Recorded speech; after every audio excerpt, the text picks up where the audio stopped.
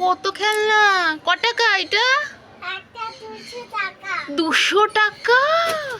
ওরে বাবারে, ও পয়সাও আবার দিচ্ছ? আমার ভাইয়ের ও তোর খেলনা। আচ্ছা দাও এটা। ওয়েলকাম।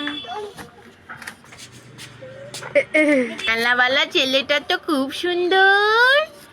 বাবু, তোমার বাড়িতে কি কেউ নেই নাকি? তাই জন্য তুমি খেলনা বিক্রি করছো? ও আচ্ছা, কেউ নেই? কেউ নেই? ও আহা গো, তাহলে একটা খেলনা কত দাম? 100 টাকা। দাও, একটা নিয়ে যাই। তাহলে আসছি, টাটা।